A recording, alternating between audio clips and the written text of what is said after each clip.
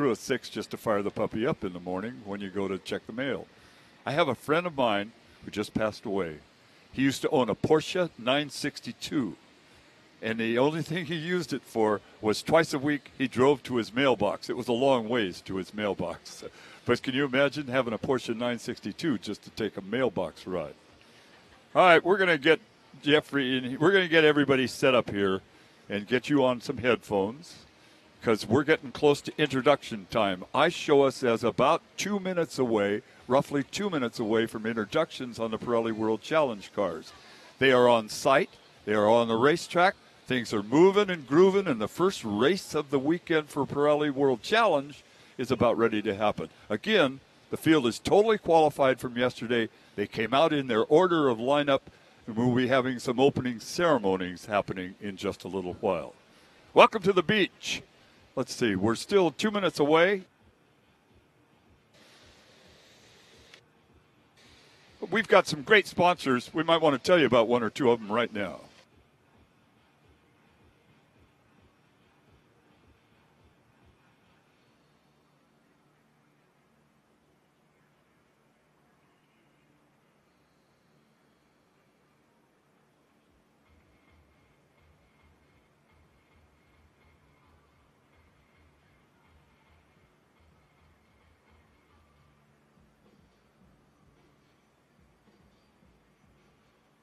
This is Jeremy. I'm on 2, and Jeff will be here, I believe, momentarily. Yes.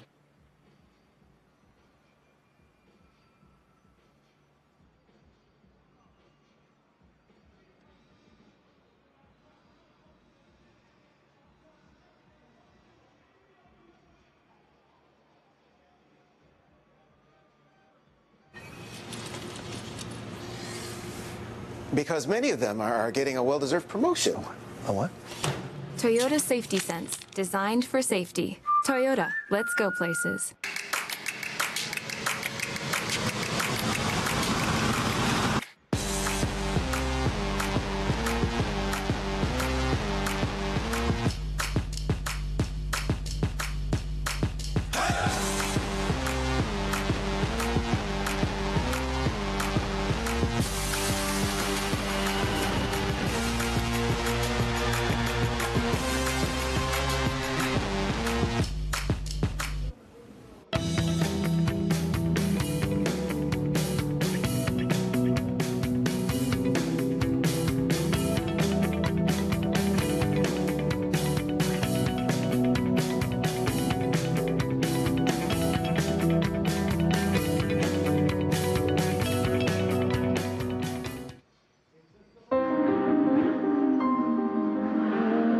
What is speed? Is it 0 to 60 in 2.7 seconds? Is it being low to the ground, slippery, and cutting through the air like a knife? Or maybe it's 757 horsepower, blasting you down the track like a bat out of hell.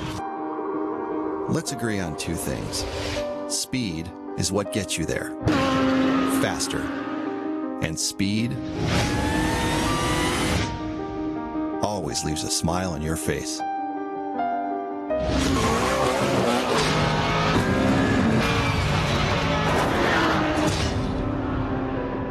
This is Speed. High-performance car care from Mothers. Fans to the Pirelli World Challenge GTS competition here at the Toyota Grand Prix of Long Beach with the Pirelli World Challenge competition as we're getting the field set. 20 minutes here until we give our command to go green for a 50-minute all-out brawl street race with some of the most exotic sports cars you will see in all of the world. I'm Jeff Lepper, joining with Jeremy Shaw. We're live on the World Wide Web at world-challenge.com. If you're having a hard time getting internet signal here with all the traffic around this beautiful city of Long Beach, go ahead and go to the Apple Store, the Google Play Store, and download the new Pirelli World Challenge app. And Jeremy, you see some of our drivers sitting out of the cars right now. They're down there on pit lane. getting all these ready. We talk about these cars, the stars of Pirelli World Challenge, or some with helmets on. You see looks like Rocky Moran and Martin Fuentes just sort of leaning against their Ferraris, hanging out and having a good time. But that's what this is about, this event. Well, it absolutely is a tremendous atmosphere here in Long Beach. It always is for this event, the 44th running of the Toyota Grand Prix of Long Beach, and it's just a fabulous event, and it draws people from all over the world. There's the LA car guy, Mike Sullivan, who's making his professional racing debut this weekend aboard that number 83 Porsche Cayman GT4. That he's been running, one of the cars running in the GTS Invitational class this weekend. This is the fifth round of the 2018 Pirelli World Challenge for the GT and GTA categories. They are all FIA GT3 specification cars. The A denotes the non-professional drivers. There are 7 pros and 6 A's or AMs here this weekend. There's also 7 or 8 cars in the GTS Invitational category, again represented both by professionals and by amateurs as well. So there's a good mix of cars here this weekend, and the GTS cars are for GT4 specification cars, which is a little bit less sophisticated, quite a lot less expensive, but just as fun to drive and to watch, Jeff Lepper. Yeah, we always say it's the stars and cars of Pirelli World Challenge. These are the cars that you might drive. These are the cars that you see in the parking lot, the cars that, you get to the Ferraris and the Bentleys and the McLarens that you see in the valet, and the cars that I always say, man, I wish I could drive. Yeah, the cars that are on posters and hanging in the bedrooms. That's what Pirelli World Challenge is all about. The Lamborghini Huracan you see there from Yuki Hirata, our GTA competitor, the Bentley Continental GT3, the Audi R8, McLaren 570 GT4, that Sin R1, more of a car that's built in Europe and gets a chance to come over here. We don't see it in America very often, but you get to see cool cars like that, and that's really the phrase what we have for Pirelli World Challenge, the way racing should be, and that's amazing to see this. 50 minutes, one driver, no pit stops, no strategy, no fuel, no tire change, just go from the green flag to the checkered flag as fast as you can. There is no strategy. It is so cool, and the variety of cars here, and how competitive each of them are. I mean, there's very different specifications of cars. We've got front-engine cars, we've got rear-engine cars, we've got mid-engine cars, and they're all very, very closely matched on lap times. Looking at the grid yesterday, it was set during qualifying for today's race. The times were really, really tight all the way through. And there's your pole sitter. We talk about Tony Vilander in that R. Ferry Motorsports Ferrari of Ontario, Toronto, Alberta. Remo Ferry is on the grounds here today. Well, I want to give our thoughts out once again to his family. Had the death of his brother and his father here at the last 2 events. Was in good spirits here. Great to see him in good health. And to see his man, Tony Vilander, put it on pole position here. Yeah, that's absolutely right. Tremendous effort right towards the end. Well, 3/4 of the way through the qualifying session, it had been super tight between the top 3 or 4 guys. Were covered by less than a tenth of a second at one stage, and then Tony Vilander from Finland, long-time Ferrari factory driver, aboard that number 61 bright red R. Ferry Motorsport Ferrari 488 GT3 car, set a lap time that was a couple of tenths of a second faster than anybody else, and a couple of tenths of a second might be not much more than the blink of an eye, but as in a field as competitive as we have here for today's Pirelli World Challenge event, that was quite a margin, so he will start from the pole position. Talking about pole position, the pole position in the GT4 or GTS category, which is running just as an invitational class this weekend, so not a full championship points to be on offer.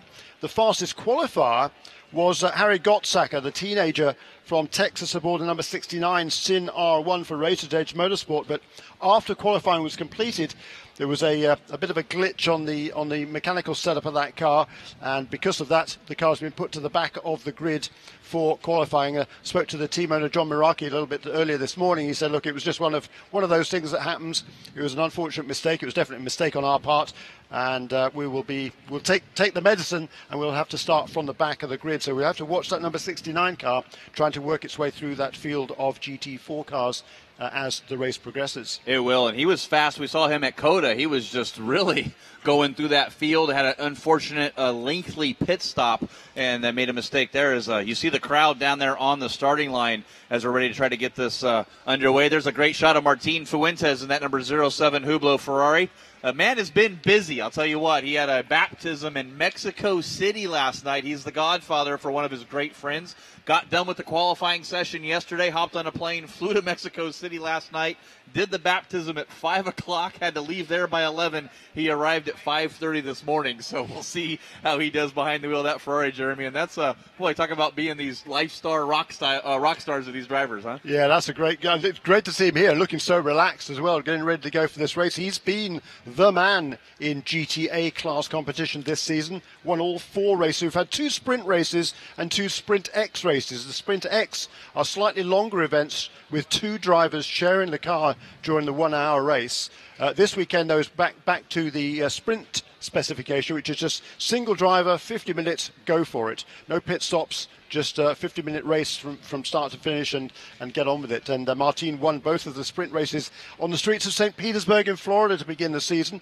And he's making his comeback to the Pirelli World Challenge after a season away, having won the GTA Championship in 2016. Good shot on board there, the Audi R8 LMS of George Kurtz, the CrowdStrike machine running with the Audi R8 LMS. Nearby Fountain Valley Global Motorsports Group contingent prepping and maintaining his car. George, our 2017 Pirelli World Challenge GTSA champion in the AM category in that McLaren last year. Switching to the Audi R8 LMS as we got about 5 minutes here till they give the command to start engines. And we talk about the celebrities coming out this weekend to give our command to start our engines today. Ron Say from the Los Angeles Dodgers, 6-time All-Star winner of the World Series in 1981, going to be able to be our Grand Marshal here this way, getting a ride around on one of those Global Motorsport Group Porsches with none other than Pirelli Tires' own. You heard him yesterday, Rafael Navarro behind the wheel, leading the pace car there in the parade section. So yeah, it's pretty cool to have Ron Say out here, too. It is. All sorts of stars are here this weekend from the entertainment industries. We've got actors, we've got sports cars, we've got well-known authors, we've got the whole gamut is covered here this weekend, and it's great to see. I mean, everybody comes out for this event. It's a wonderful atmosphere here and a full day of competition on the streets. Yeah, I saw Joe Gatt down there on the pit lane. If you're a fan of Game of Thrones and the Star Trek movies, as well as the upcoming Dumbo movie with Tim Burton, he's one of the stars of that down there on the grid as well, walking around. So like you said, the celebrities coming out, but really it's the stars and cars of Pirelli World Challenge. The Vilbus Mercedes on the outside of the pole with Daniel Morad. You see young Parker Chase, 17 years old, and just turned 17 in February, driving that beautiful Audi R8 LMS. Protein Water helping out with his development into the Genetta system last year. They're on Harry Gottsäcker's Sin R1 here this weekend. Paul Holton, your pole sitter in our GTS category in his Compass Racing McLaren 570 GT4, made a debut at the Circuit of the Americas round with Ray Mason co-driving that McLaren. Paul taking driving duties here in the sprint format. Yeah, good to see that car here this weekend, run by Compass Racing, which was originated in Canada, but now has a West Coast base here, just a little bit down the coastline in Vista, California. And this is really the first weekend of competition for that West Coast-based arm of Compass Racing. And Paul Holton, as a result of that problem, after qualifying for Harry Gottsäcker in the Racers Edge Motorsports Sin R1, it'll be Paul Holton that starts that glorious-looking McLaren 570S GT4, car number 78 from the pole position in GT4. A couple of other drivers to watch out for here. Local favourites, Jeff Ward making his return to racing this weekend. The former motocross AMA star, won multiple championships in all sorts of forms of motorcycle racing. Was also a very successful car racer as well. Raced here on the streets of Long Beach in Indy Lights 20-odd years ago. Went on into the Indy cars. He had a second, a third, and a fourth place finish at the Indianapolis 500. Also won an IRL race at Texas Motor Speedway. So a huge amount of success in cars as well as motorcycles. Jeff Ward, originally from San Clemente, lives now in Newport Beach, but great to see him back at the wheel of the car this weekend. That's number 7 Porsche Cayman for Black Swan Racing. And also making his return to racing this weekend is Rocky Moran Jr. from Irvine in Orange County. He's driving the number 71 True Speed Autosport Audi R8 LMS. He'll be teammates with Parker Chase, and he's here as a result of sponsorship from Trench Shoring and Tom Malloy, who's been a long-time supporter of young Southern California drivers, does an awful lot for the sport. Oh, it is amazing to see that Trent Shoring on the side of that Audi and continuing that support even after all these years, and with that young driver, Rocky Moran Jr., his dad, one of those diversified drivers that can pretty much drive anything anywhere he can, and Rocky sort of followed that path last time he racing here, I believe 2015 when he tried to do an IndyCar race, I believe. Was that? Yeah, that's right. Yeah, 2 or 3 years ago he was supposed to make his Verizon IndyCar Series debut here at Long Beach. Drove in the first practice session, unfortunately, just clipped a wall during that session, and as a result of that, the steering wheel kicked around and broke his thumb. And as a result of that, he had to pull out of the race. The car was driven instead by Connor Daly that weekend. So major disappointment for Rocky Moran Jr. So he didn't even get to make his IndyCar debut, but he's back here on the streets now. It was once again a last-minute deal that was put together to come here, and he had a very, very brief test on Wednesday morning, I think it was, up at Button Willow Raceway a couple of hours or so from here, and that's it. So a little less than 1 minute to go here till we give our command, and down on the pit lane there, joining us for our third broadcast member, Ryan Marine, down there with Ron Say.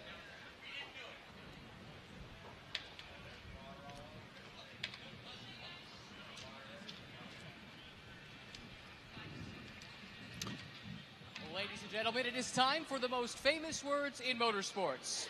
Please welcome former Dodgers great and 1981 World Series MVP Ron Say to give the command. Drivers, start your engines. Oh wow, what a pretty special command there for Ron Say. Thank you so much for being our Grand Marshal this weekend. It's pretty cool to see that, all the fans coming out here to watch Pro World Challenge. There's those beautiful Bentley Continental GT3s, Ferrari, McLaren, Lamborghini, Mercedes, Porsche.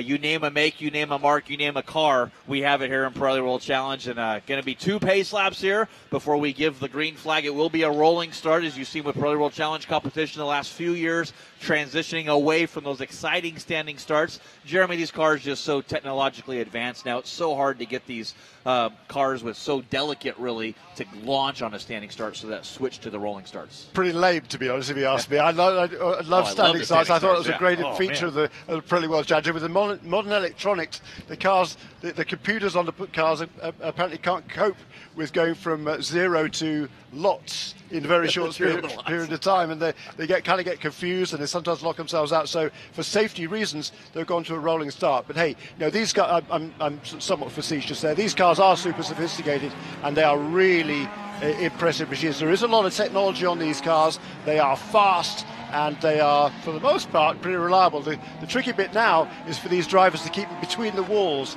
There's very little room for error on this 1.9 mile street circuit at Long Beach, and if the drivers overstep the limits of the cars, then they can be very expensive, because these cars are certainly not cheap to repair. And we did talk about all these stars and cars, Jeremy. We talk about Tony Vilander being on the pole. Can we run through the grid here? Let's take a quick look at your starting order for round number 5 for the Pirelli World Challenge competition here at the streets of Long Beach. So 21 cars for today's fifth round of the championship, or third round of the sprint championship for the GT cars in the Pirelli World Challenge. Starting at the back of the field, we car number 69. That's Harry Gottsacker in the Sin R1 for Racers Edge Motorsports. On the 10th row of the grid on the outside, the LA car guy, Mike Sullivan, making his professional debut in the wheel of the number 83 Competition Motorsports Porsche Cayman GT4 CSMR. Alongside him, George Kurtz in the GT4 AM category. Car number 04, that is the CrowdStrike GMG Racing Audi R8 LMS GT4. Row 9 of the grid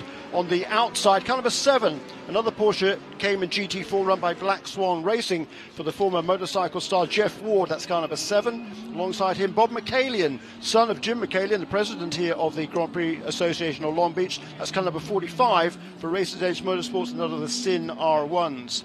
Moving ahead onto the 8th row of the grid is the front row for GT4 Invitational class. Car number 66, Spencer Papelli in a TRG Porsche Cayman GT4, carrying the colours of LaSalle Solutions. And on the pole position in GT4, Paul Holton in the Compass Racing McLaren 570S GT4. That is car number 78. Moving on to the GT3 category, or the GT cars as they are known here in the Pirelli World Challenge. Car number 54, Tim Pappas for Black Swan Racing. That's a Porsche 911 GT3R. And a similar car of his teammate David Calvert-Jones, who is the LA-based Australian. That's car number 12. Row 6, car number 19, Parker Chase for True Speed Autosport. That's an Audi R8 LMS. And the identical car of Rocky Moran Jr. from Irvine, California, car number 71, will start in 11th position. Those two drivers, by the way, from the same team, separated by 1,000ths of a second in qualifying. Row 5 of the grid, Rodrigo Baptista, car number 3, a Bentley Continental GT3 for K-Pax Racing, as his teammate from Portugal, car number 9, is Alvaro Parente, former series champion in Pirelli World Challenge. Moving on to row 4 is the two top contenders in GTA 07 of Martin Fuentes, that's the Squadra Corsa Garage Italia Ferrari 488 GT3, and the Lamborghini Huracan GT3 for Dream Racing Motorsports, that's car number 55 Yuki Hirata.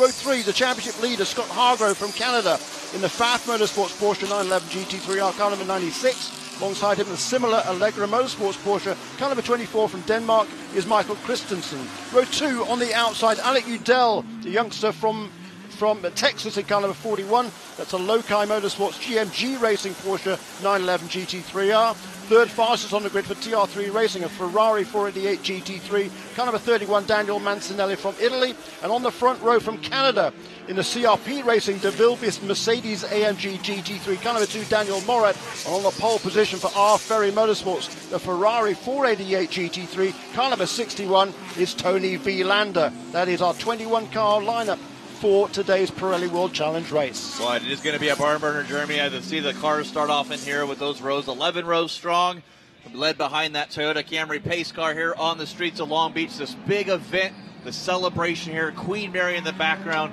kind of set the stage for you. It's upper 60s this morning. We've got a slight breeze. We're in the top of the grandstands just as they come out of the hairpin. Got the nice Carnival cruise ship there, the Queen Mary in the background. Could not be a more perfect setting. The fans that are here so far this morning are going to enjoy some Pirelli World Challenge action as we get set to go green here. 50 minutes on the clock. They're coming down through the turn number 9, 10, the stadium complex. They'll pack up.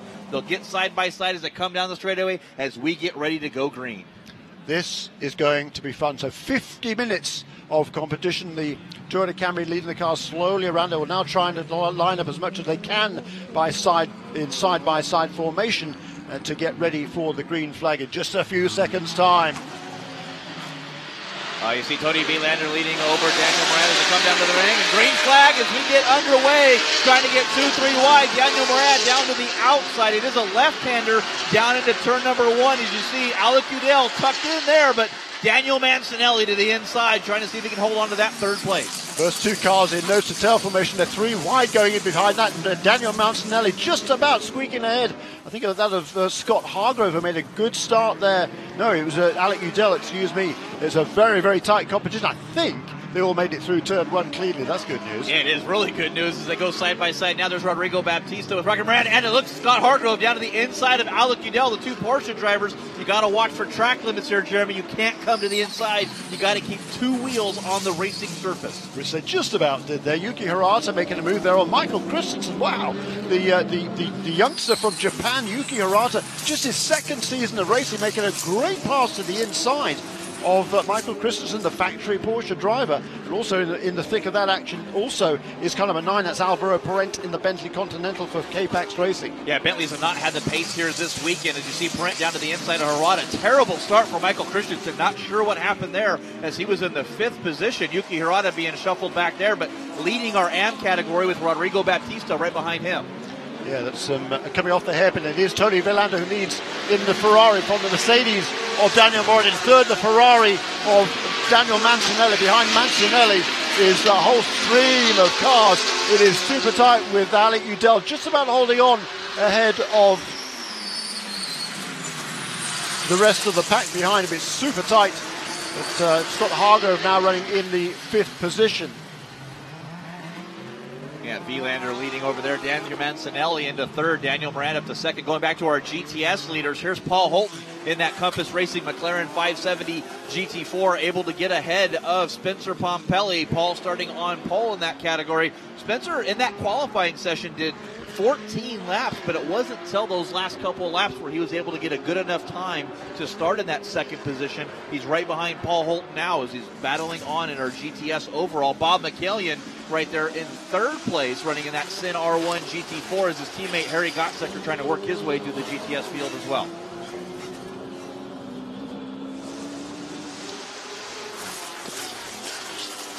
kind of look back to see that Harry Gottstecker has moved up to 4th overall in the GTS category. Good run by Bob McCallion, sitting 3rd overall, 1st in our AM class. So good job for him. George Kurtz, you see, and then Jeff Ward right behind them is completing another lap. There is Tony Vielander, your leader, over Daniel Murad and Daniel Mancinelli. Everybody going single file now, trying to get into the thick of it. Top five cars pretty much nose to tail as they head down to turn 1 to on their 4th lap. And just a little bit of a gap back to Alvaro Parent in the Bentley. Good start for Alvaro. Spoke to him this morning in the driver of the Bentley, the former series champion, former winner here, track record holder also on the streets of Long Beach. And he says the car just doesn't like low grip surfaces, and this is one of the lower grip surfaces that we raced on all season long. It's a similar story on the streets of St. Petersburg as well. He said the car just isn't particularly suited to this sort of a racetrack, so he's just going to do the best he can. Currently running in the 6th position, so that's a good effort for him. And then just a couple of positions behind him, there's that car number 55, that Dream Racing Motorsport Lamborghini of Yuki Harato, who's just doing an excellent job to lead the GTA category by, he's pulled out a little bit already over Rodrigo Baptista in that Bentley, that powder blue and black Bentley Continental car number 3. Rocky Moran in the Audi R8 right in front of Martin Fuentes. Martin is 3rd in our AN category. Parker Chase right behind him in 4th, and then David Calvert-Jones and Tim Pappas respectively 5th and 6th. So from 3rd back to 6th place in our GTA category, nose to tail here on the 2nd lap as they come by to start lap number 3. But you mentioned Yuki Hirata had that brilliant qualifying run. Alessandro Brisson coaching him along, is his co-driver in the, when we talk about the Sprint X category, stepping in with him. And Yuki was the downhill skier from Japan. Decided he wanted to go racing, did a driver's school at Dream Racing, won our GT Cup category last season in a Lamborghini Super Trofeo, steps up to this Huracan GT3 now into proper GT3 machinery, and has been nothing but spectacular so far this season. That's right. I mean, there was precious little competition last season, to be perfectly honest, in GT Cup, but there's a lot more competition here in the proper GT cars, and he's doing a really fine job to qualify so well and run well in the early stages. And I spoke to him again just this morning. He was just telling me that, what's the secret? Because he's never raced here before. Well, no, he hasn't raced here before. He didn't race here last year, did he? And he said that the car is just absolutely perfect. The team has done a great job setting that car up, and he's just taken advantage of that and running a good, clean race at the front. Meanwhile, a little bit further back there is Harry Gottsanger, the 2 Sin R1s, the teammates at Racers Edge Motorsport. Harry Gottsanger looking to make a pass on his teammate Bob McCallion. He is trying to go for that 3rd place overall, and I'm drinking my protein water now, so I want to give a good thank you to that team. And as you see, Gottsanger down to the inside, a little uncontested there with teammates. Bob knows that Harry is the pro. He is going to be faster coming back from the back of the field. Let him go. He's still holding down to that 1st overall AM category, now sitting 4th in the GTS class. Yeah, now Harry Gottsanger's got to set his sights on the 2 leaders that have pulled away a little bit at the front of the field in GT4, and it is still Paul Holton that is hanging on to the back of Spencer Pirelli. Those 2 cars running. No, the scoring. It's showing that Pirelli is behind Gottsanger. I'm quite sure what's happened to scoring there, but in any case, the battles continue all the way up and down the field. Looking at Daniel Murad there in that DeVilbiss Mercedes. Looks like that car was a little unhappy over the bumps. And Alvaro Parent in that K-Pax Bentley. I talked to him a little bit earlier and was like, everything okay? You guys just a little bit off. And he says, yeah, the Bentley with it being a big car around the streets of the circuit here. Ironically enough, everybody talks about how big the Bentley is. Truthfully, it's the 2nd lightest car in the field. When you put a race car together, it's just the metal welded together. You're not going to have all the little motorized and luxury items in a race car, but it is still a big car, and it does not like the bumps around this place. It's better on the nice long sweeping as Michael Christensen looking down to the inside of Errol Print to the outside. Christensen able to get his nose, got a little bit of a draft coming out of that hairpin. Down Shoreline Drive into turn number 1. They're side by side. Brent's going to have the inside.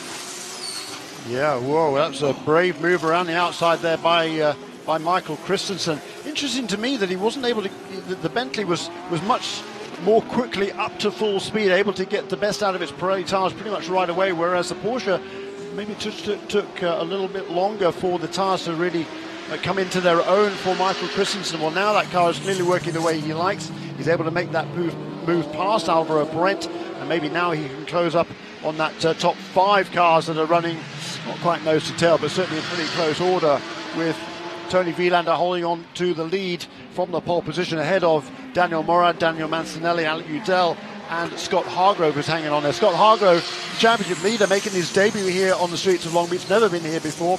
He thought, he always wanted, that the goal was to be racing here in IndyCars. That was how he started his career, the youngster from Tsawwassen in British Columbia, Canada.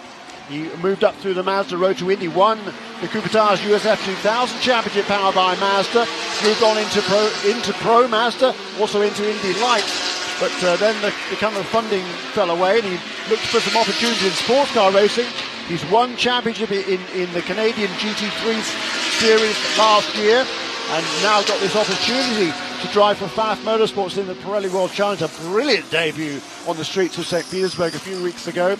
Won both races there, and this weekend, just the lack of track time, the lack of prior experience here, that's a tough hurdle to overcome, Jeff Lepper, when you're up against these top and much more experienced campaigners. It is. There's a lot of different series and events running here at the Toyota Grand Prix of Long Beach, so it's really hard to get that extra track time. So very limited track time. It's the positives and the negatives of racing here at Long Beach. You get the crowd, you get the festivities, you get everything going on here in what is Long Beach, but you don't get that track time. You don't get the practice time. So the drivers that have been here before usually have a clear advantage over that, as our overall battle in their GTS category is really heating up now. Paul Holton starting to defend a little bit against Spencer Pompelli as they come down through the fountain area here at the Long Beach Grand Prix. There is Spencer in that TRG LaSalle Solutions Porsche Cayman Racers Group based up in Sonoma, California.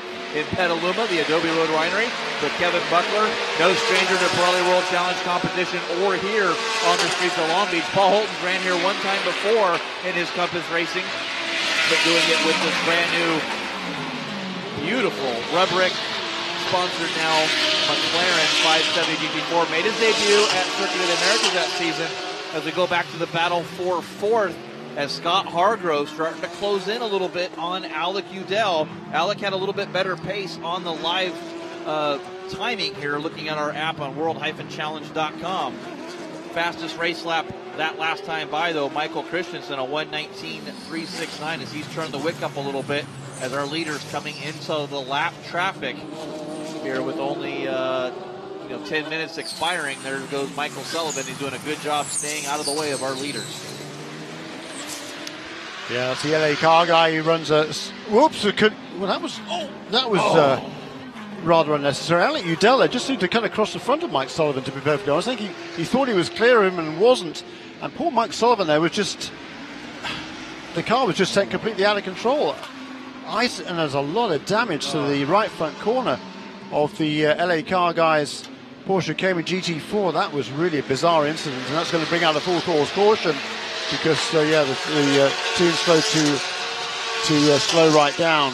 Yeah, it was not sure what happened there, coming out of that turn right onto Seaside from Pine Avenue there, and that car had an incident yesterday on the left front, and yeah, just snapped over to the right and hit the wall as the field's starting to get caught back up and work its way back up. There is Alec Udell. You know, the lap traffic, you try your hardest to negotiate, navigate through what needs to be done. As it's great to see the safety crews here, the local Cal Club region of the Sports Car Club of America, SCCA, right on scene here. Let's see if we can get a quick look here at what happened there. As Mike Sullivan, you see him coming through here, a good slow-mo. Alec Udell down to the inside. And Sullivan at this point doing exactly what he should be doing, staying on the racing line. He leaves it up to the other guys to find a way past. He tracks out of the corner. He seems to be running in a straight line there. And Alec Udell just moves to his left for no apparent reason and just clips the front of Mike Sullivan's car. And then Mike kind of loses control and just misses the back of Scott Hargrove as the car carooms across the racetrack onto the heavily into the retaining wall on the right-hand side of the racetrack. I'm sorry, Alec, but he must have just misjudged it. He thought he was clear of Mike Sullivan, and he really wasn't. And nothing Mike Sullivan could have done about that whatsoever. Just a really unfortunate incident, and a lot of damage to that Porsche Cayman. You come through, and these new GT4 cars, they do accelerate very quickly. I know once they're at the velocity speed down the straightaways in some of these drivers' meetings, I listen to these GT drivers say, we can't pass you. You need to kind of like let up a little bit, let them go. So it's they get all their advantages in the braking. You see there's just the damage there to Alec Udel's Porsche there on the left side. So we'll see what race control checks on this, as he did lose a position to Scott Hargrove there in that incident. Scott was able to get around him for that fourth place. Yeah, so you have your Porsche right there, 4th, 5th, and 6th now. And I'm sure the race stewards will be looking at that, and there is a sort of incident responsibility penalty that they can hand down. They'll look at that from the various different camera angles and make a determination, but I rather fear that Alec Udell might be making an unscheduled visit to the pit lane to serve that penalty and probably put him to the back of the field. Really unfortunate. Mike Sullivan there was doing absolutely exactly what he should be doing. He kept to the racing line. He wasn't trying to do anything unusual. That's the thing about newcomers to professional racing. You don't have anything like the experience of the guys alongside him, particularly with such an accomplished field as we have here in the Pirelli World Challenge. So you're told, just stick to your racing line. It's up to us to find a way around you.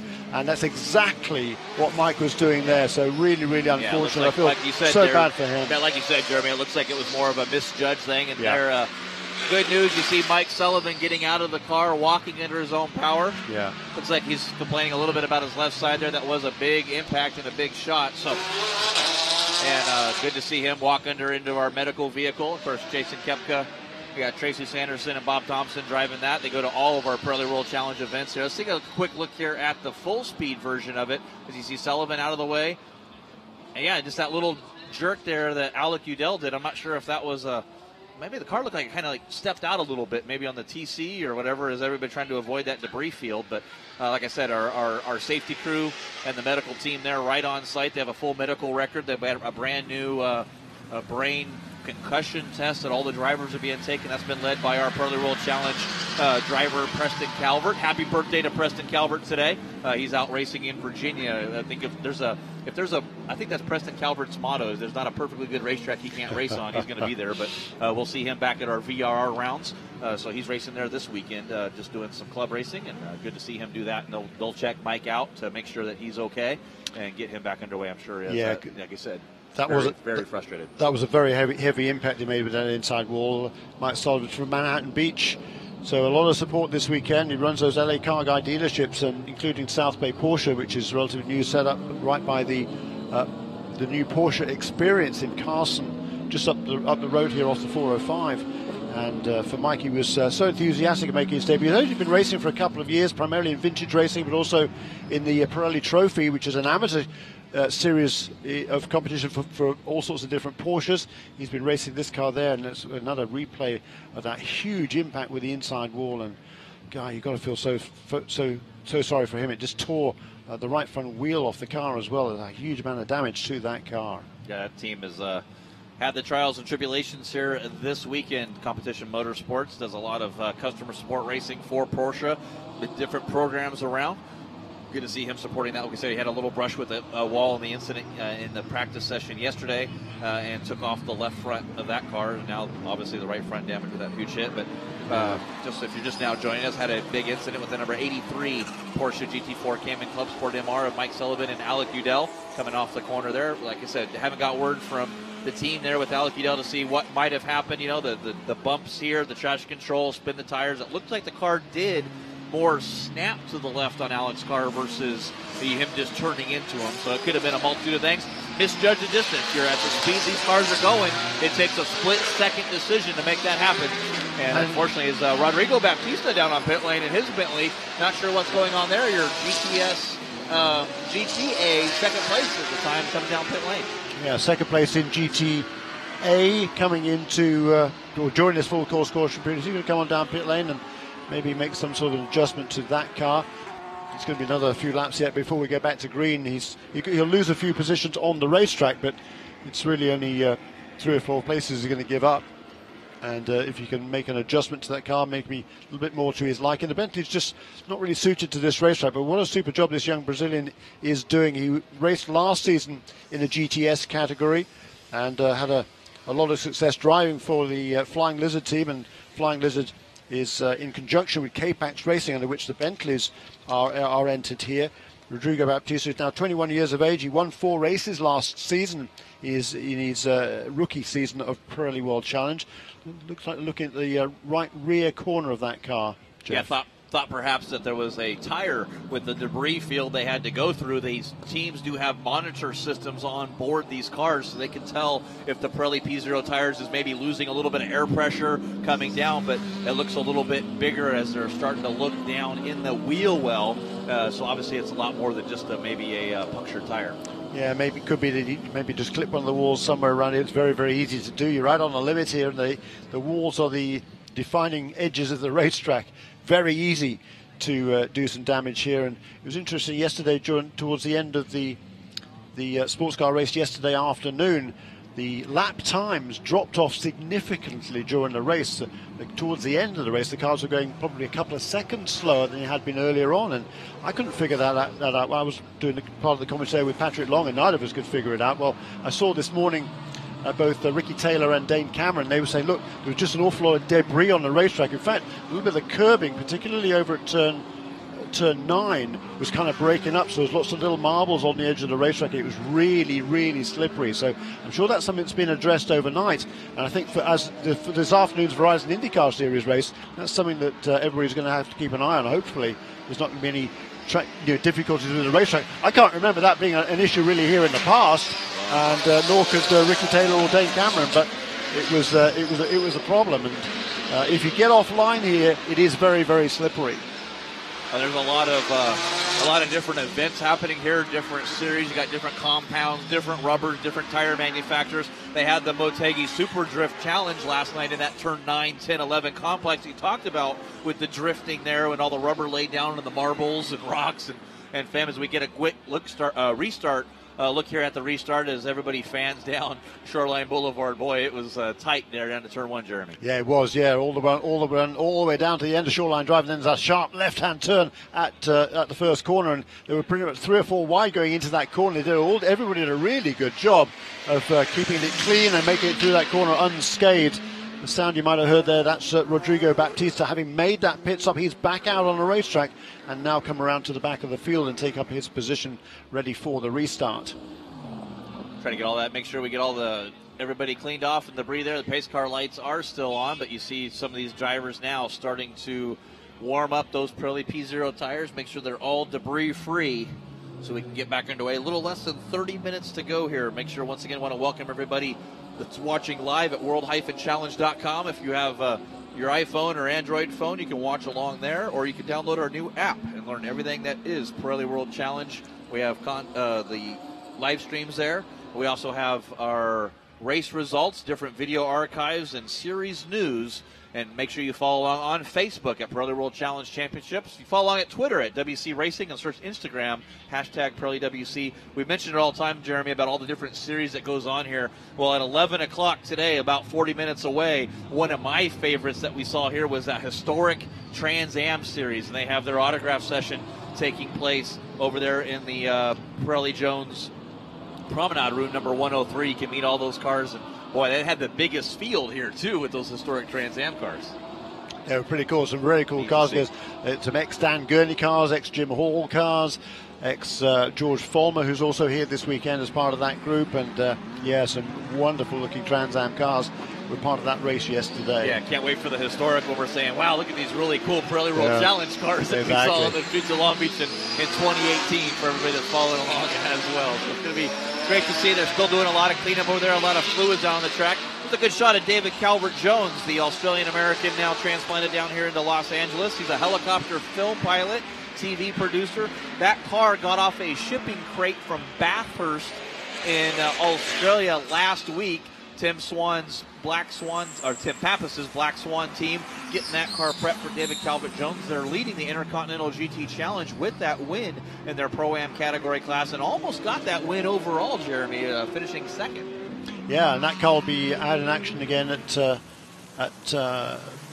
WeatherTech Raceway, Laguna Seca, later on in the season in October. They're doing the Spa 24 hours, the Suzuka 10 hours.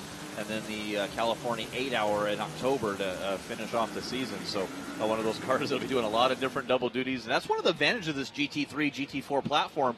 It's not a single make car for a single make series. You can run this car pretty much globally that accepts this platform. Absolutely, and there are global series here, literally all around the world you can race these cars, and there's such a great variety. The cars look fantastic, particularly in the different color schemes as well. And yeah, it's a tremendous category. It's really grown exponentially over the last few years. I mean, there's literally probably thousands of these cars available now to be run, and run they are in Japan, Far East, Middle East, North America, South America, you name it, the spaces to run these cars. But the cleanup continues. That was a heavy impact that Mike Sullivan had, and in fact the barrier, the concrete barrier on the inside of the racetrack there was clearly knocked out of shape, and they had to bring a crane in to move those barriers back into alignment so the track is as safe as it can be to get before we're going to be able to have a restart. Get the final cleanup done. Yes, we run down the order as we're getting ready here under caution at the front of the field. It's Tony Villander in the Ferrari that leads car number 61 ahead of number 2. That's the Mercedes of Daniel Morad. Ferrari car number 31, Daniel Mancinelli in third position ahead of the Porsche car number 96, Scott Hargrove.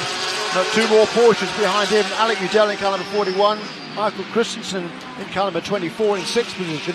In actual fact, it was Christensen who had set the fastest lap of the race shortly before this full course caution at a 1 minute 19.369. That's not quite down to the track record that was set last year by Alvaro Prince in the McLaren. We saw the qualifying record broken yesterday, but not as yet, not the race lap record.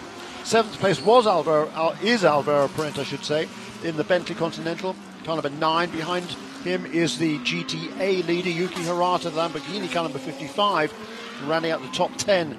Number 07 AM car, the Ferrari of Martin Fuentes, and the number 71 Trench Shoring Audi, driven by Rocky Moran Jr., car number 71, making his return to racing this weekend. And what a magnificent return it has been. I said earlier on that he'd driven the car very briefly during a shakedown at Buttonwillow Raceway in the Central Valley on Wednesday or Thursday, and he had to get up at 4 o'clock in the morning and zip up there, and there was no engineers, just he and a couple of guys went up there, took the car. They had no data. It was just literally an opportunity just to drive the car for a couple of hours. That's all the time he had coming to this weekend. And unfortunately on Friday, as we were watching now another replay of this incident that has taken place a few minutes ago. The car steps to the left, and you see the rear go, and then it goes back to the right where that bump was and that transition to the asphalt there. So we have the electronics, the driving there, and probably just misjudge that a little bit with the bump as you see him coming down through, and it's that huge impact. Best thing to see if you're just now seeing this for the first time, Mike Sullivan was able to get out of his car, go to the medical car underneath his own power. Is going to do what looks like one more pace lap here before we go back underway. Yeah, that was a heavy impact. Slightly odd that there was no locking up of brakes going into the wall, but anyhow, that's most important. But then back to Rocky Moran Jr. in car number 71, that Trent Shoring Audi. He was due to take part, of course, in the hour practice session on Friday afternoon, but the car was all ready to go, but it wouldn't fire up in the collecting area, but outside the exposition centre to come down to the paddock. So they worked feverishly trying to figure out what it was. Finally, it was diagnosed as a broken camshaft of all things, which is really unusual on this sort of a car, but they managed to procure another engine. They were up till 2 in the morning for yesterday morning to get that car ready for practice and qualifying yesterday, and for Rocky Moran Jr. to be running in the top 10 and running right with that pack of cars is pretty remarkable. It is here as you see Tony Villander leading our field now, so we got word from race control going green this time by. Pace car lights are out as they come down here, turning left onto Pine Avenue. They'll turn right on the seaside onto the backstretch through the tunnel by the Las Vegas Convention Center, down into turn number 9, entering our stadium area, so to speak, there at 9-10 around the hairpin at 11. It's going to be an exciting time once they enter that acceleration zone. They told them in the drivers meeting it's the apex of the hairpin before you're allowed to accelerate. It really makes that so that you can't pass before the green, you can't pass before the hairpin and get a stack up. So it's a good safety measure from the Pirelli World Challenge officials to let them know where the acceleration zone is for these drivers. Battles heating up in our GT, GTS, and GTA categories. It's going to be exciting as we go back underway. About 20 minutes to go here when we go green. Yeah, the safety car pulling away at the front of the field there to leave it under the pace to be controlled now by the race leader. There's Tony Vilander. He's going to come out of the hairpin and he is going to get on the throttle, and the green flag waves, and Tony Vilander has made a tremendous restart at the front of the field. Looks like Yuki Hirata still leading in our GTA category. Vilander with Murad did not want to give him up. Murad was right on that back bumper. Mancinelli gets a good run, goes down to the inside of Murad, all over the brakes. You saw that Ferrari dancing around into the braking zone at turn number 1. Yeah, it was he certainly looked. He thought about trying to make a pass there, and Daniel Morgan a little bit sideways through the fountain section there. But this is an awfully difficult place to make any pass anywhere around these series of 3 right-hand corners leading onto Shoreline Drive, coming now the opposite direction back toward turn 6. But certainly Daniel Morad is right on the tail of Tony Vilander. He's going to think about moving to the inside at turn 6. No, not close enough there. Realizes he's not close enough, so tucks back into line. It is Daniel Murad trying to put the pressure on Tony Vilander, your overall leader now. He said he was going to go nose to tail for a little while, then the battling would be on as Murad trying to pressure Vilander. He's got to be careful, though. Mancinelli back there can pounce if these guys get side by side. Getting word from race control, a stop and hold for 1 minute. Incident responsibility for Alec Udell in that Loki Porsche. It's going to be unfortunate for him today. Yeah, certainly is. He's been running really, really nicely in the opening stage of this race, in the 5th position in that number 41 Porsche, but he will be visiting pit lane. Yeah, he's coming onto pit lane right now to serve that penalty, and he's going to lose more than a lap because a 1 minute stop and hold, that's a pretty substantial penalty. He'll feel really bad. I mean, certainly was nothing done on purpose, obviously. It was just a car stepped out of line, and unfortunately Mike Sullivan was the innocent victim of it. Alec, I know he's a really fine young man, and he will feel very, very bad about it for not only himself, but for Mike, for his own team, for everybody, because a good result here had been on the cards. Yeah, not how Alec drives. We all know that. It's simply just a mistake, and he's able to fight another day, that's for sure. Yeah. 22-year-old from the Woodlands in Texas, a suburb of Houston. There's a spin there for Rocky. Is that Rocky? Oops. Yeah, it looks like he just got on the acceleration there. Just a slight little tap on the wall. You saw. Looks like he's missing a couple of canards there in the left front. As soon as he gets word that it is all clear, get our GTS field there, he should be able to get that car spun back around and underway there. As Yuki Hirata and Martin Fuentes on the back of that Lamborghini now. Alvaro Print, one of our GT Pro category, and that Bentley right in front of him. You see Parker Chase just coming into frame. So that's 1, 2, 3 in our GT Am category, and Yuki continuing to excel here in that Ace 1 Dream Racing Lamborghini. Yeah, there is Alec Udell serving his penalty, and Rocky Moran Jr. still trying to get that car turned around. The good news is there's plenty of clear track behind him. He's going to be a long, long way behind though. He's going to need another full course caution to get back into contention. Oh, and something's wrong with Daniel Murad. That DeVilbiss Mercedes is off pace. Their second place runner to the inside down Shoreline Drive. He missed the pit lane entrance. Not sure what happened there, but he's got a long way to go as Yuki Hirata going around the outside of Alvaro Print. Now, this is not for position in class, but definitely still position overall in this championship. And for Yuki Hirata, like just his second season of racing, and to be running with former series champion Alvaro Parent, who is a real star of this sport. Alvaro from Portugal. He came up through the open wheel ranks there. That was Alec Udell just rejoining the race and after making that stop and hold pit stop. But Alvaro Parent he's 33 years old now, from Porto in Portugal, and he came up through the open wheel ranks in Europe. He was the champion of British Formula 3, which is a prominent stepping stone towards Formula 1. He raced in the Formula Renault 3.5 series and was absolutely on course for a career in Formula 1. When that didn't happen, he turned his sights to sports car racing. And what a career he has had in sports car racing. Came over here to North America for the first time in 2016. His debut race in the Pirelli World Challenge was right here on the streets of Long Beach. Won it, went on to win the championship.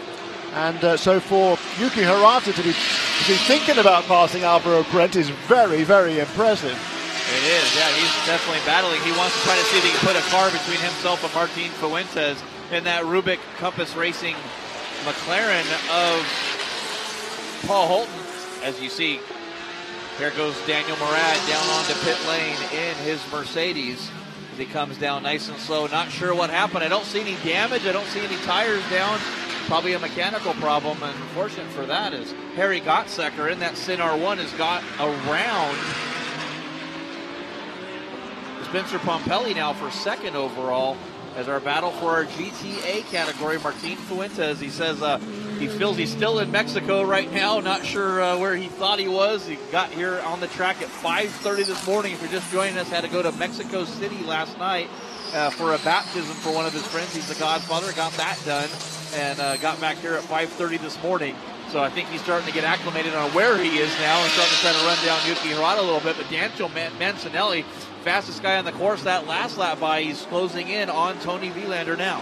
Yeah, but it's Michael Christensen in fourth position who set a new fastest lap on that last lap.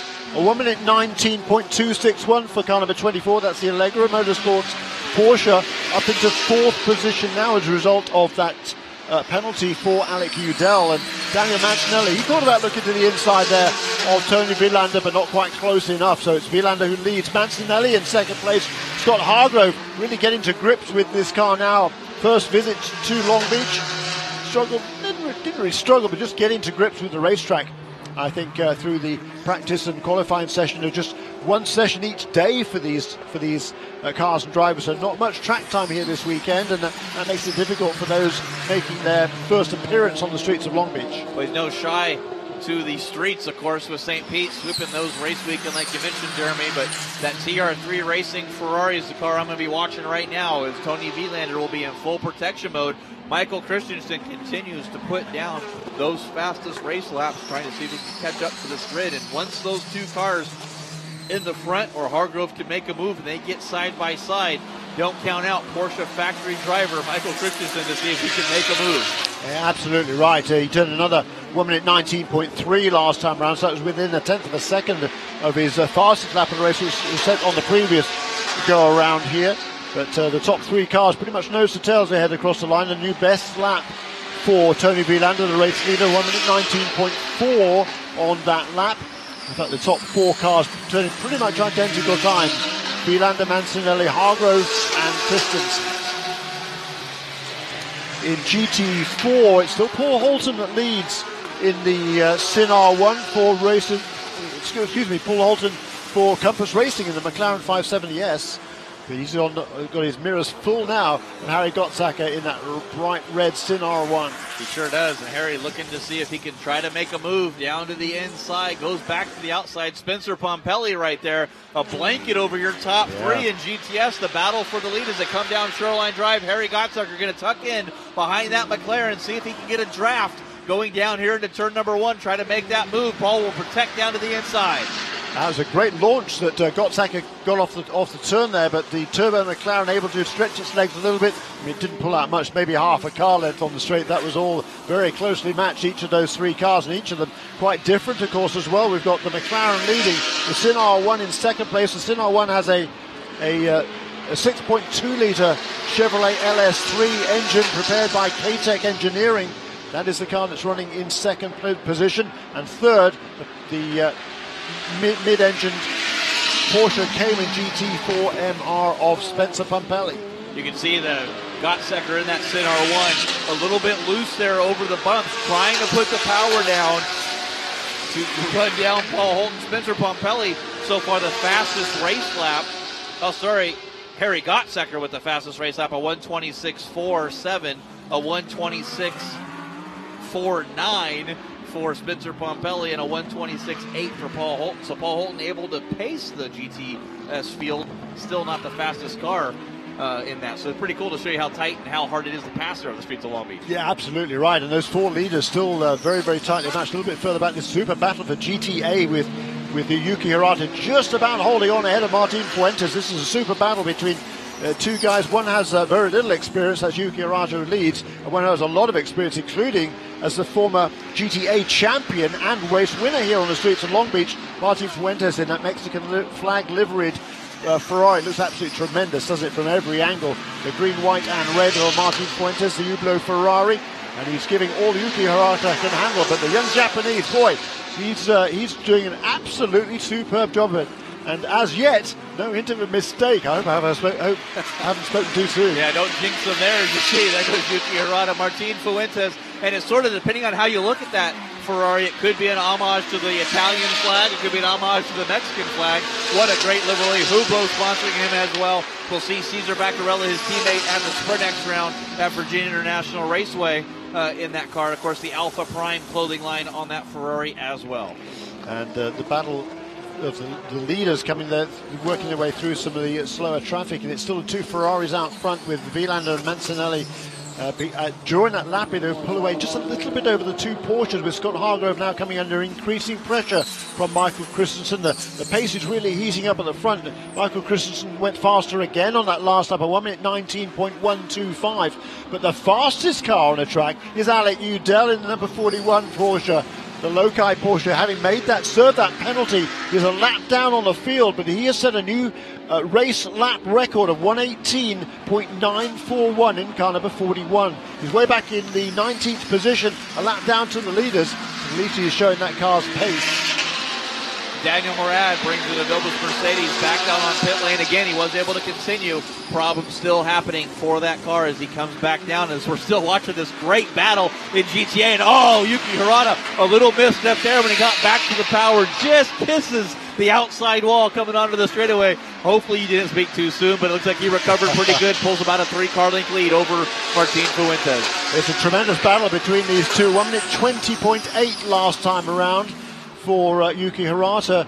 Martin Fuentes, well, almost identical time as the leaders, again working their way past some slower cars. Jeff Ward doing a really nice job there to keep well out of the way as they come around turn 5. The fastest lap of those GTA contenders was actually 1 minute 19.9 by Martin Fuentes, and that is also a race lap record. The GTA race lap record was set last year by James Safronis in a Porsche, the 120.1.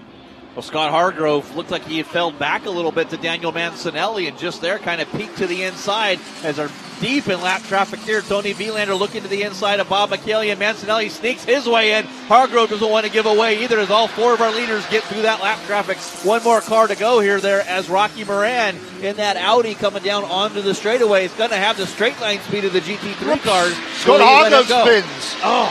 Scott Hargrove could score on the power a little bit too soon coming out of the hairpin. That loops that Pfaff Motorsports Porsche around, and he has also held up Bob Michele in there, who was absolutely trapped behind it. Nowhere for Michele to go in and slam on the brakes. Was able to avoid contact. That's the good news. So it certainly lost a lot of ground to the GT4 leaders. That's going to move. That's going to move Christensen. Apparently there was contact. We'll have to see where that contact goes, as Tony Vilander under pressure now from Daniel Mancinelli that hung up Michael Christensen as well. So this becomes a 2-car battle for the lead in the GT category, as Rocky Moran's going to want to give way here to our GT leaders. Yeah, and Trent Shoring in K1 karting centers on the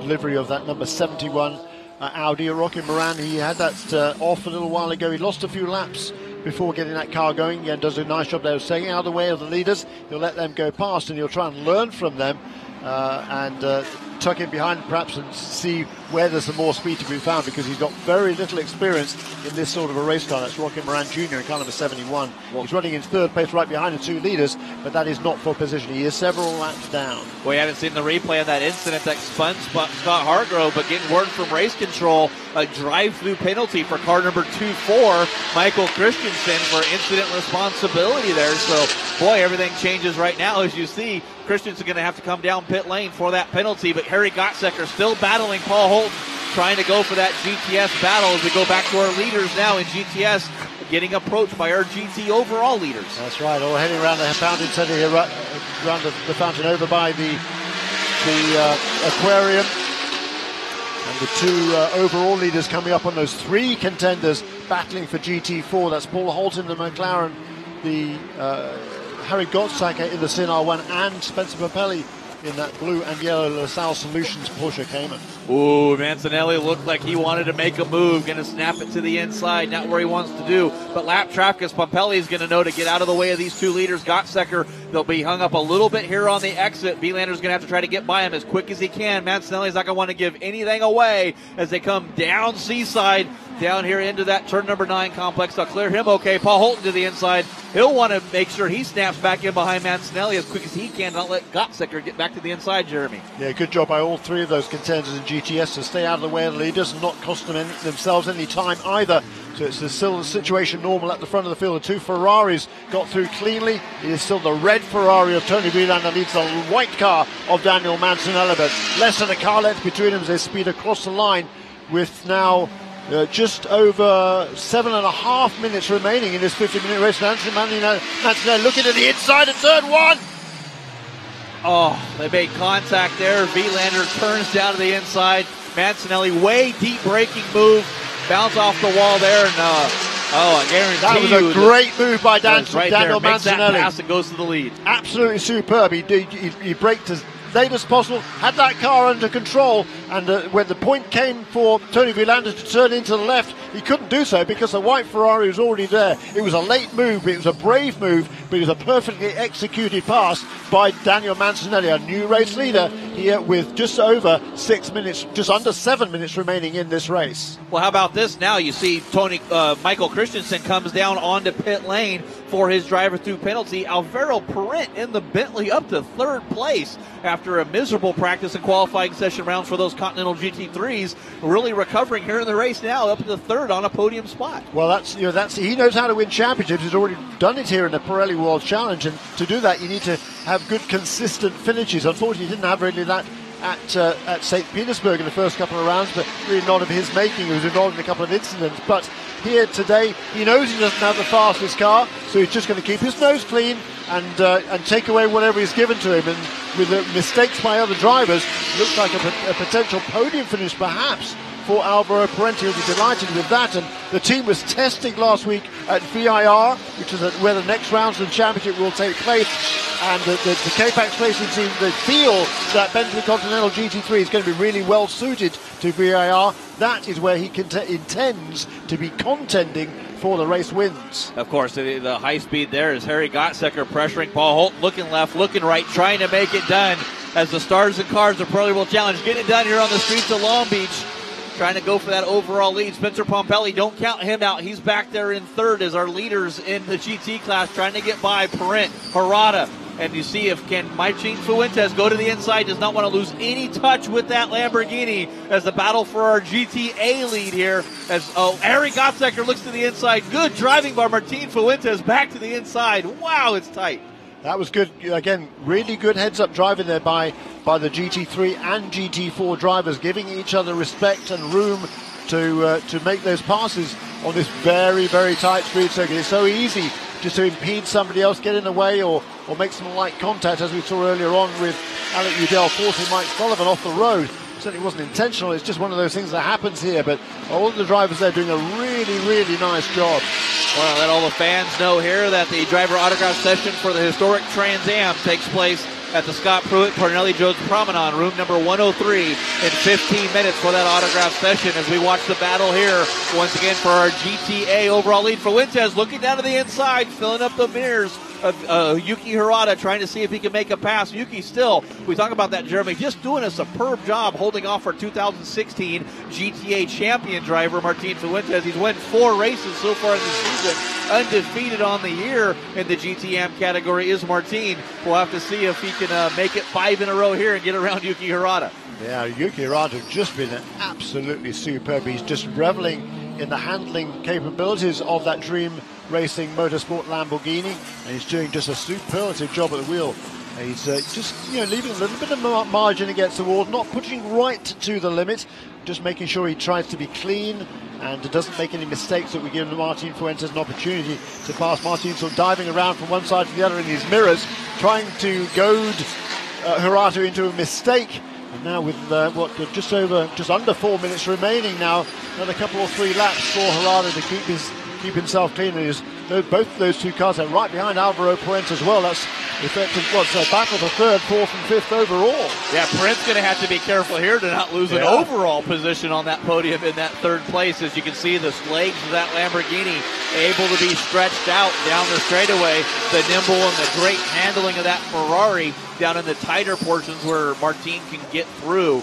working his way, trying back to get to our GTS leader. There is Paul Holton, has a little bit of a gap now over Harry Gottsecker, and then back to Spencer Pompelli as Parker Chase gets around our GTS leader, Paul Holton.